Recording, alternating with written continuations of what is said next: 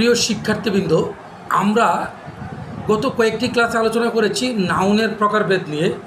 আমরা বলেছিলাম ধারাবাহিকভাবে আমরা সবগুলো নাউন কখন কীভাবে সেন্টেন্সে বসে সেগুলো দেখব। আজকে আমরা আলোচনা করব প্রপার নাউন নিয়ে। আমরা জানি যে কোনো নামকে আমরা নাউন বলি, তবে প্রপার নাউনও নির্দিষ্ট করে যখন বোঝাই। যদি আমরা পিপলের কথা চিন্তা করি, কাজী নজরুল ইসলাম একটা প্রপার নাউন, আবার মাদার তেরেসা একটা প্রপার নাউন। তারপর যদি বলি সিদ্দিকুর রহমান একটা প্রপার নাউন।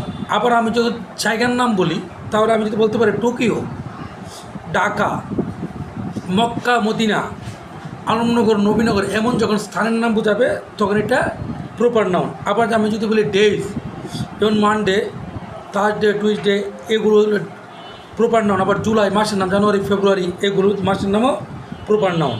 ব্র্যান্ডের নাম থাকতে পারে, বাটা একটা ব্র্যান্ড, নাইক একটা ব্র্যান্ড, এইভাবে নামগুলো থাকলে একটা প্রপার নাউন। আবার আমি যদি এটাকে সেন্টেন্স আকারে করি, I have never been to Egypt, আমি কখনই মিশরে যাই নাই।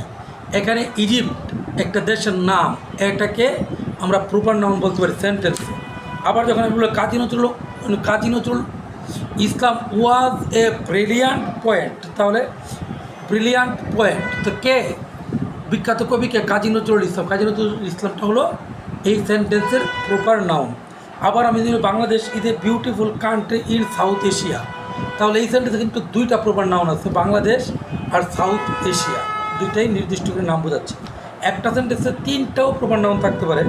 আমি যদি বলি the Taj Mahal is located in Agra, Taj Mahal Agra India, তাহলে তাজমহল একটা প্রপার নাউন, আগ্রা একটা প্রপার নাউন, ইন্ডিয়া একটা প্রপার নাউন। তাজমহল একটা নির্দিষ্ট স্থান বোঝাচ্ছে, একটা স্থাপনার কথা বোঝাচ্ছে, আর আগ্রা একটা নির্দিষ্ট স্থান ইন্ডিয়ার ভিতরে, ইন্ডিয়া তো একটা দেশ। আশা করি বুঝতে পেরেছি। আমরা এখন লেখাটা দেখিয়ে দেব। আমরা এতক্ষণ যে আলোচনাটা করেছি, এখানে দেখো পিপল, এই উদাহরণগুলো আমরা বলেছি, আশা করি বুঝতে পেরেছি। Place, Dhaka, Mecca, Medina, Monday, July, brand. আর আমরা সেন্টেন্স এখানে যদি বলি I have never been to Egypt, এই ইজিপ্ট হলো এখানে proper noun. Kazi Nazrul Islam was a brilliant poet, তাহলে কাজী নজরুল ইসলাম হলো এই সেন্টেন্সের proper noun. Bangladesh is a beautiful country in South Asia, তাহলে এখানে বাংলাদেশ একটি প্রপার নাউন, সাউথ এশিয়া একটি প্রপার নাউন। একই সেন্টেন্স দুইটা থাকতে পারে। আবার আমি যদি বলি the Taj Mahal is located in Agra India, Taj Mahal ইন্ডিয়ার আগ্রায় অবস্থিত, তাহলে তাজমহল একটি প্রপার নাউন, আগ্রা একটি প্রপার নাউন, ইন্ডিয়া একটি প্রপার নাউন। আশা করি সেন্টেন্সে কীভাবে প্রপার নাউনটা থাকে সবাই বুঝতে পেরেছেন। পরবর্তীতে আমরা কমন নাউন নিয়ে আলোচনা করব। ধন্যবাদ সবাইকে।